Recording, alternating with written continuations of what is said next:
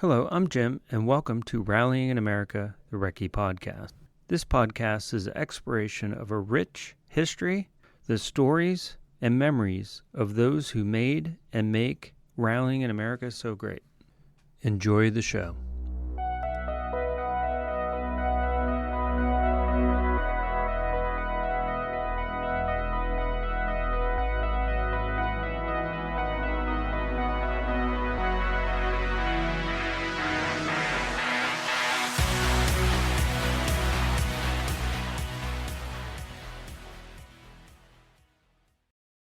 This week, I have a very special guest on the podcast. David Higgins, 10-time American Rally Champion, joins me from Wales. David talks about growing up on the Isle of Man, moving to Wales, and sibling rivalry. He also talks about competing in America and working with and competing against Ken Block and Travis Pastrana. Also find out what David says about losing his Mount Washington Hillclimb title to Travis Pastrana. David, thank you so much for taking your time and being on the podcast today. Really appreciate it. Yeah, no worries. Pleasure. Yep. So you were born in the Isle of Man. At what age did you move from the Isle of Man and move to Wales? I think it was just before my 19th. Just before my 19th birthday or my 20th. Okay. So all my sort of childhood and growing up, but we only really moved from the island to pursue our rallying because it was getting so difficult when test opportunities were coming up to do things in the UK. Mm-hmm.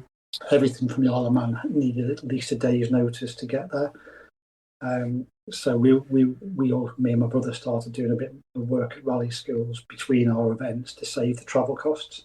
And we just happened to be working at the rally school one day when they came and said, "Oh yeah, your family should look into buying this." And I thought my parents would never ever bite on it, but they just sort of put the businesses. We had garage business in the Isle of Man. They just put them for sale, and they were sort of gone within a week. And it was like, "Oh shit, wow, we're going." So it was really, really quick. I think from even the first conversation to actually up and leaving and getting to winding the businesses down and moving was like a 6-month period. So it was crazy, really.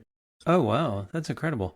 So when you were growing up, you did some motorcycle trials and some karts. So you pretty much did those on the Isle of Man, or again, did you have to travel for that?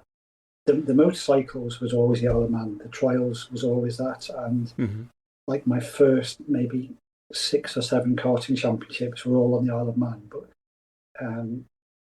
the competition level, although it was very, very high, it was very limited. You were racing against the same people all the time. Mm-hmm. So even from sort of the age of maybe 12, 13, I was going over to the UK to race as much as I possibly could. And I used to race against like David Coulthard and Dario Franchitti and those guys doing the British events, but we couldn't be doing as much because of the natural, just the time and the cost of getting off the island. It was very, very expensive to get to do that then. So, but I actually still drove karts. Like even to this day, I've used karts as part of my training. From I think there's probably, of all of the years I rallied, there was probably only 4 of those years where I didn't actually own a kart or drive a kart during that time. Okay. So I've always continued to do it and use it as a training thing, and still do. Oh, that's interesting. Now, really. Yeah. So what are the similarities then?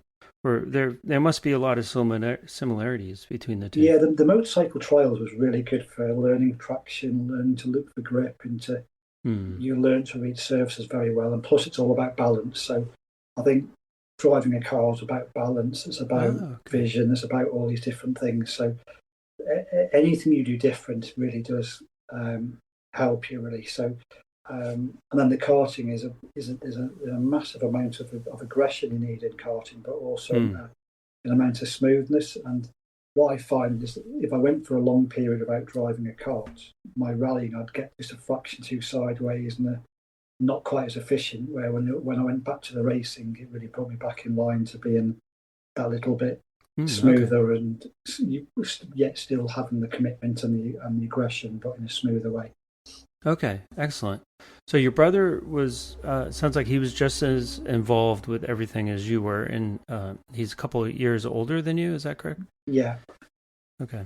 So was there any sibling rivalry between the two of you, or? Yeah, yeah, massively. When we were racing karts, I think my first motorsport injury was he broke my collarbone because I was leading going into the last lap, and he went straight over my head on the last corner because he couldn't Oh, bear wow.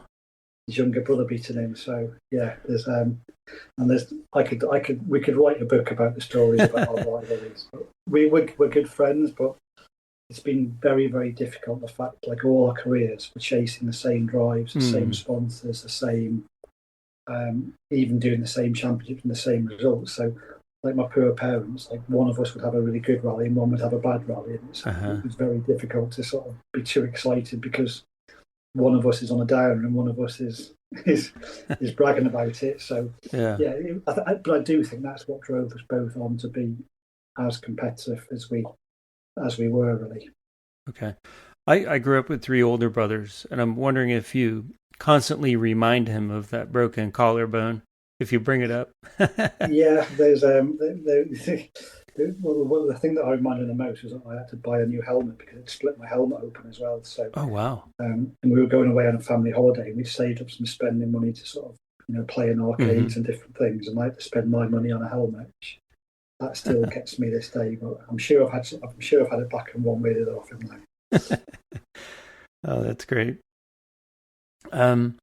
So what brought you over to the U.S.? And did your brother eventually come over as well?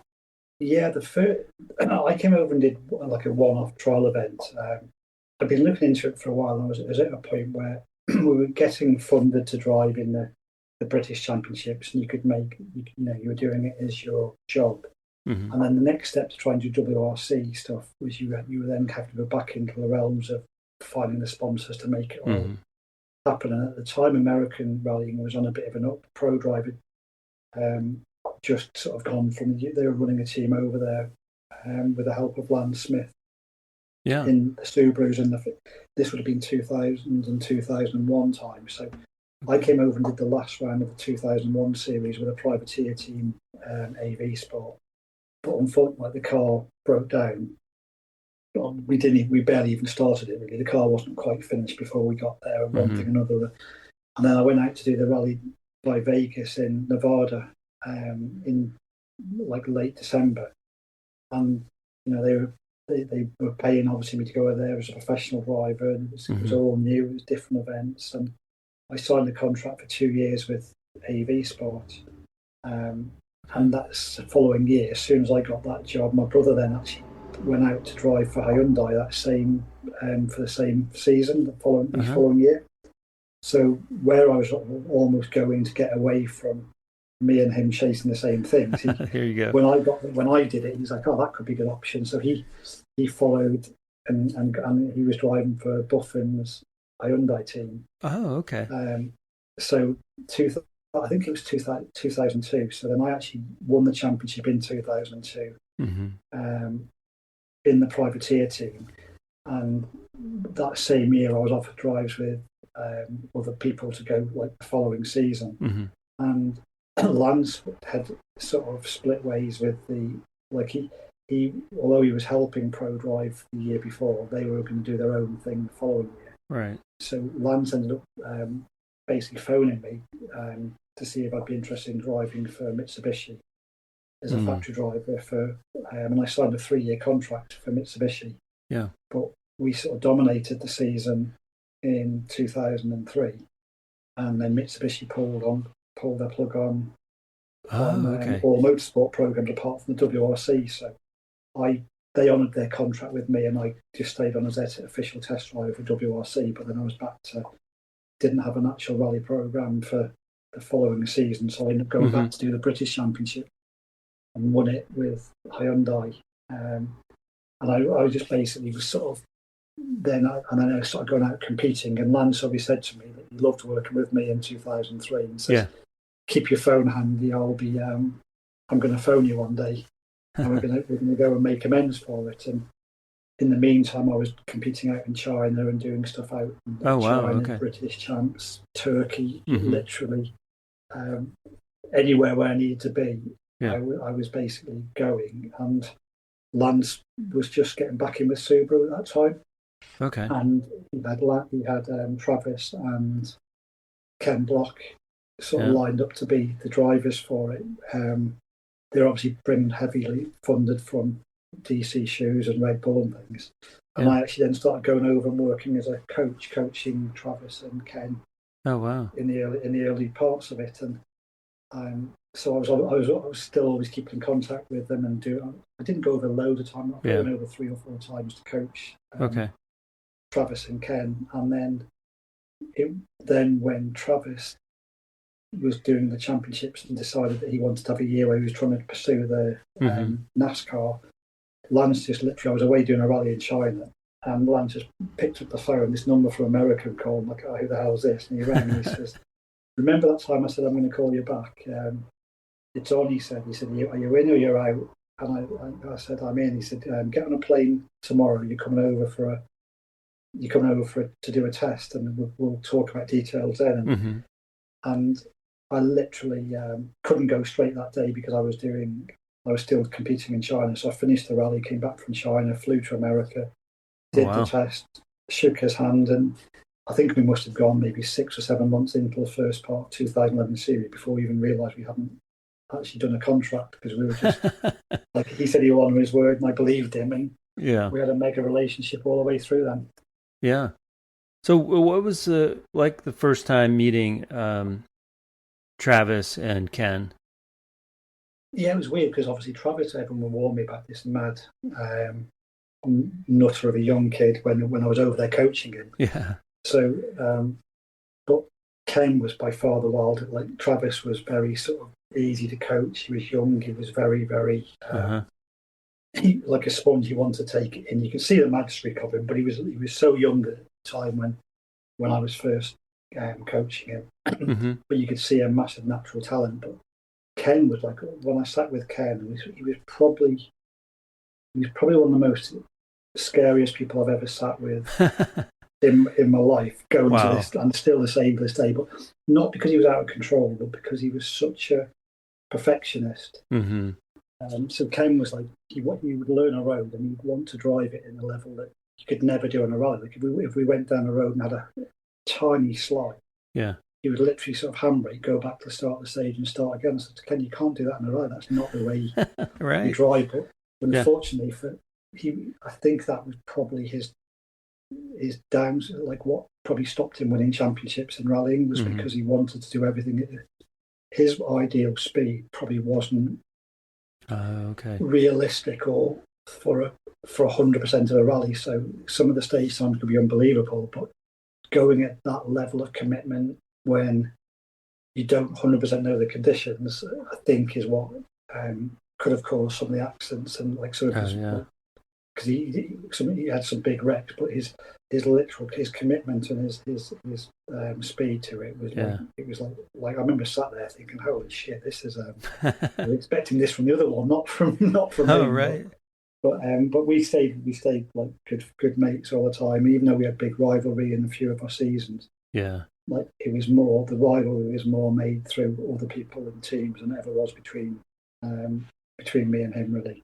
Oh, okay. So people kind of built that up a little bit. Yeah, and then when he left Subaru, obviously all the Subaru all of the people that hated on him because he'd left Subaru. Oh, me come and him, on, we were always fine with it. Yeah, Travis, I've heard interviews with Travis, and he said the reason he rallies is because of you. So you must have had a pretty good impression on him.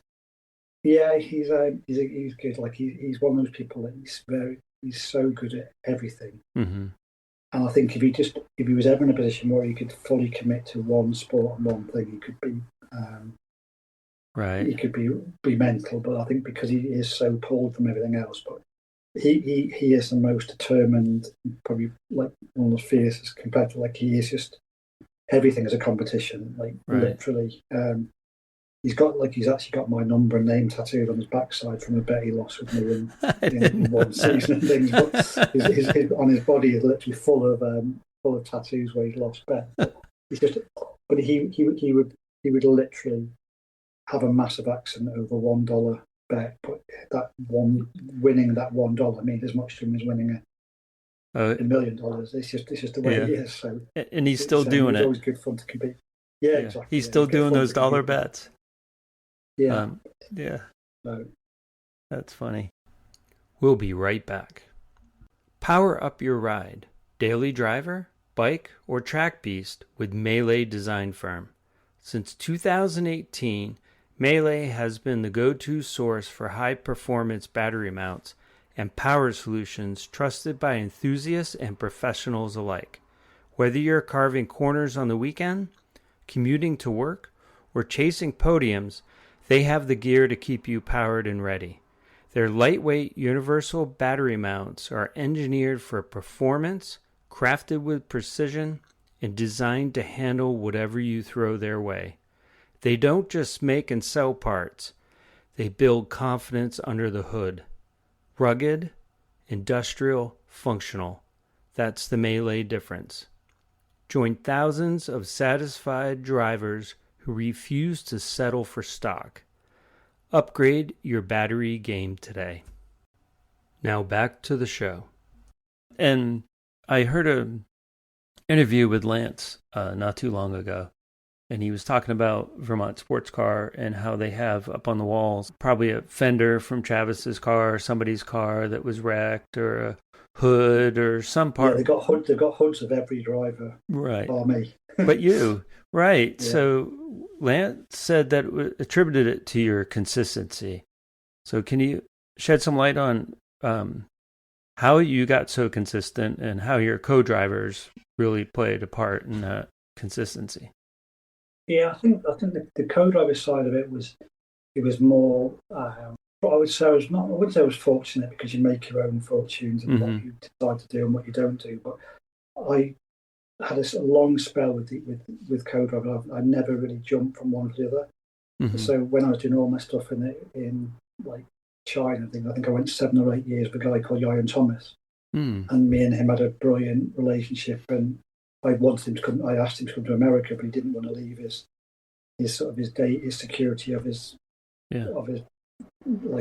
real job, which he regretted massively afterwards. But obviously, at the time he did it, and then obviously I did with Craig, and Craig did every rally with me for 9 years or something. So wow.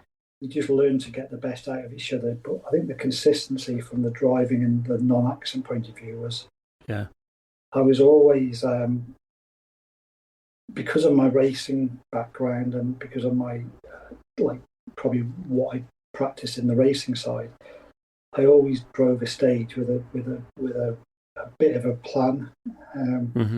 So I was probably one of the first early drivers to do as much work before the events, like looking through things, sussing things out, making a bit of a plan of attack of how I was going to approach a rally. So most rides I'd try and start off as slow as I could possibly be to lure people in to think they were in a bit of a battle, and then I'd pick a few stages in a row where I'd go and nail them and take a bit more risk on 3 stages in a row, build a big lead, and almost and generally I'd try and do that just before an overnight halt, so they had all night to think about, oh shit, I just had my pants pulled down right on these dark stages. But they would then start questioning those, well, were they going, they're not very quick in the dark and everything else, but it was more the fact that I would be holding back a tiny bit on some of the earlier ones to then get people into a thing and then go a little bit. So I'd always be quite tactical in my strategy with it.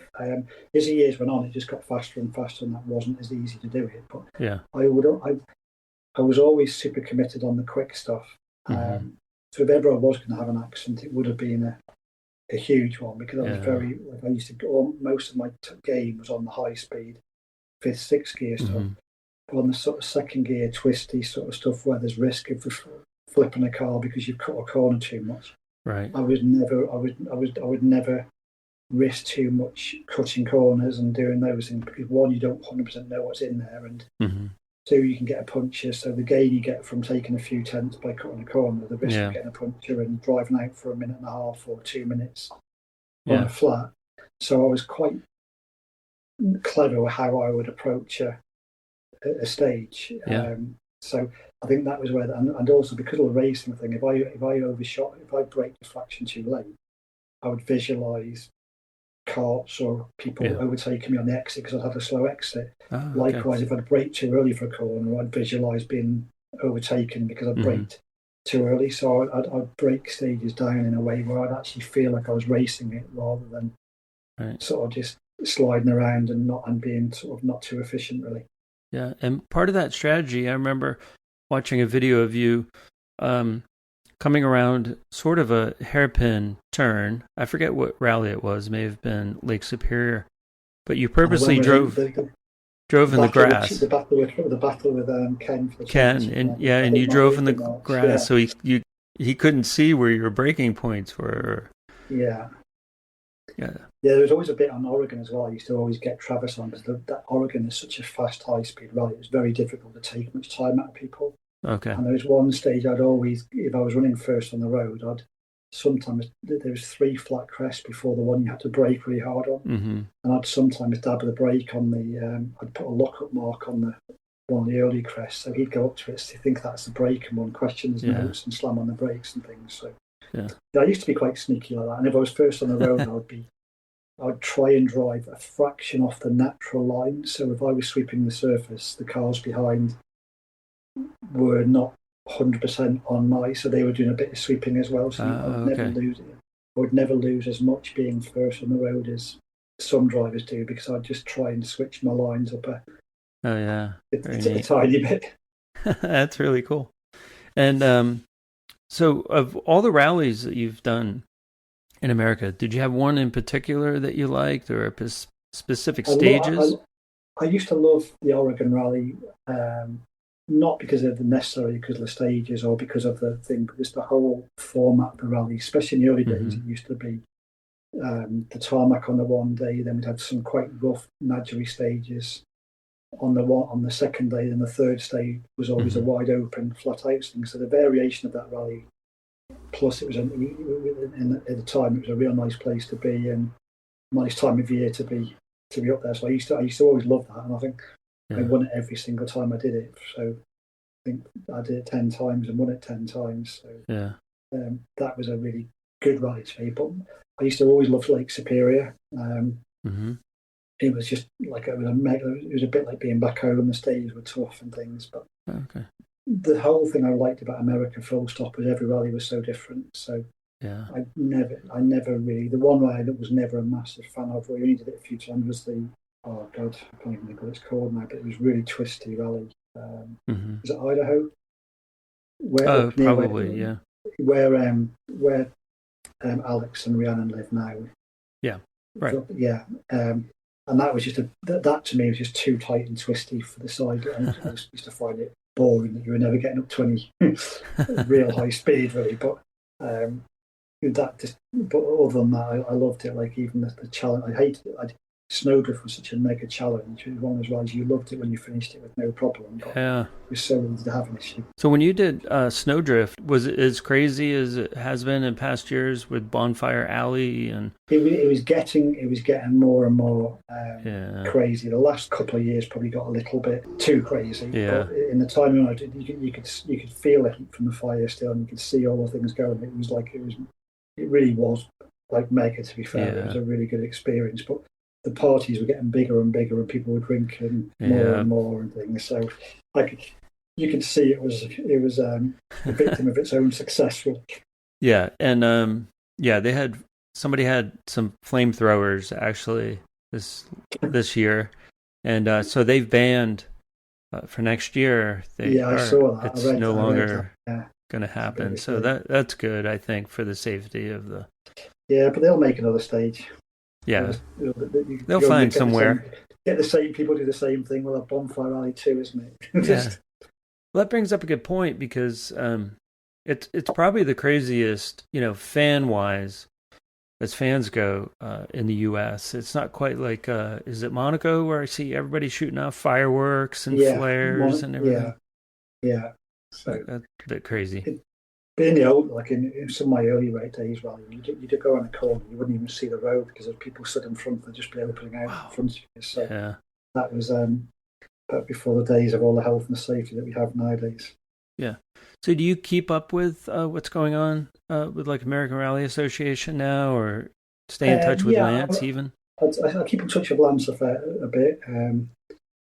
I would love to, like, I really miss it, and I wish it didn't end the way it sort of ended. I wish it really, like, COVID and everything else just really put a bit of a, it Yeah. was just really bad timing for how things went, because I had no intentions of stopping, and was still wanted to be out there, and I got really close to doing things on probably three or four Okay.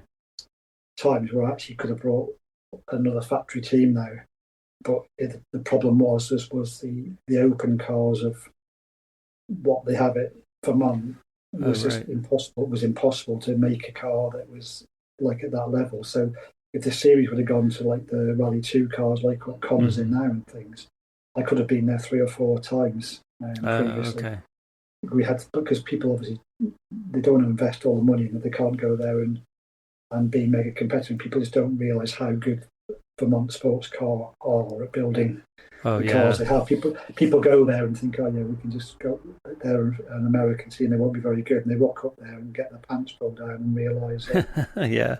oh shit. So it needed a real change earlier, really, Yeah. to try and do something. And I even tried to help them with coming up with ideas that maybe the overall champion could be based on, if you win Rally 2 or you win Open or you win 2, you get the same points for whether you win the category. So everyone's battling against everybody. But it was difficult to change. So I'd say this year's probably been the least I followed it, just because if Brandon was to finish, he was going to win. If Connor was going to finish, he was going to win. And if those two weren't in it or didn't finish, then Travis had a chance of winning in their car. So there was not really not a lot to follow, which is a shame, because I think they're probably doing a better job now on the media and a better job on a lot of the things now than they've done for a long time. But it just needs the competition to really sort of get things going. But unfortunately, it's just a very, very expensive championship to do. It's a global thing, because the country is big, the events are very long in comparison to most other national championship events.